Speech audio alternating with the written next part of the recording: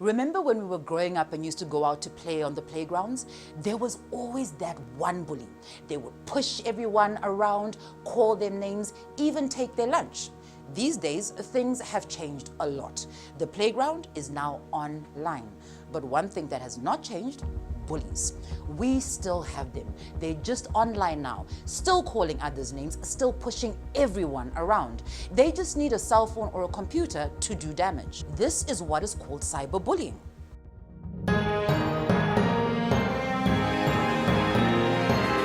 The state of the nation.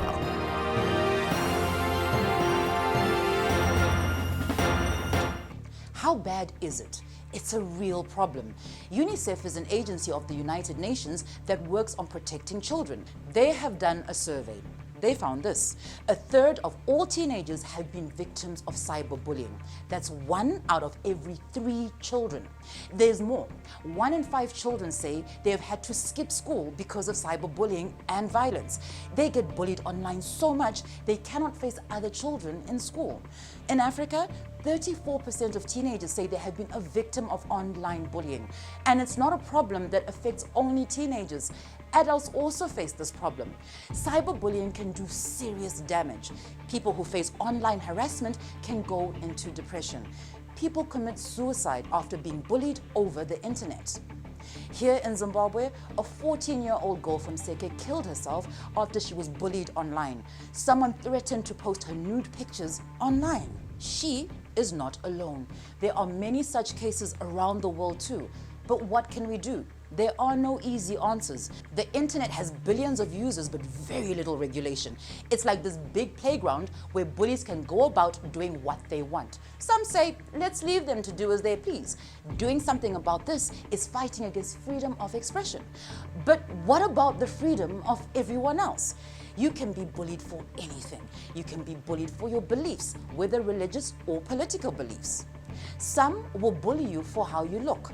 You're too short, you're overweight, your skin is too dark, your skin is too light. In Zimbabwe, like in many other places, political discussions can get very heated. Everyone thinks their party is the best. They don't understand why you should think differently.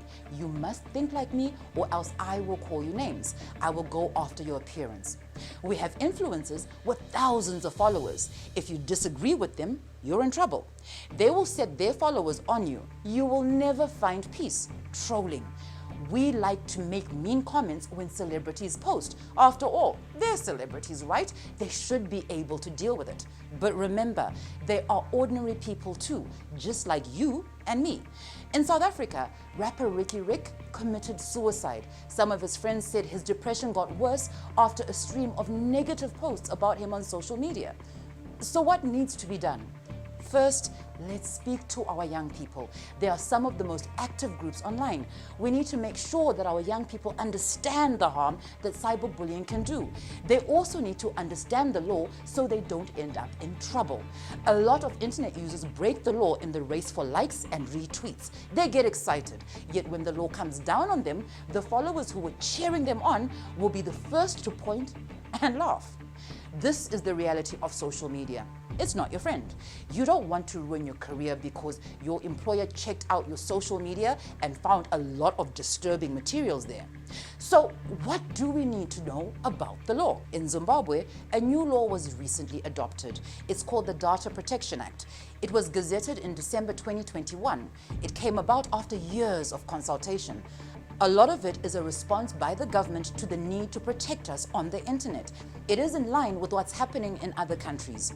Let's talk about this law in a bit more detail. The law pulled together various laws to do with how we use the internet. We're talking laws like the Postal and Telecommunications Act, the Official Secrecy Act, the Criminal Law Codification and Reform Act, and the Interceptions of Communications Act. Here are things you cannot do under the Data Protection Act. Number 1, you cannot send messages to someone threatening them or their family or threatening to do damage to their property. Secondly, you can't send someone's intimate pictures without their permission. No taking or sending nudes without the other person saying they're okay with it. We have all heard about revenge porn. You break up with someone and they post their private pictures. That can land you in jail. Number 3, you can't post anything inciting people to commit violence against someone or to do damage to property. This is illegal everywhere. Remember this dude who got in trouble in the UK for calling for violence in Zimbabwe? Got arrested and lost his job. Number 4, you cannot send false information meant to cause harm.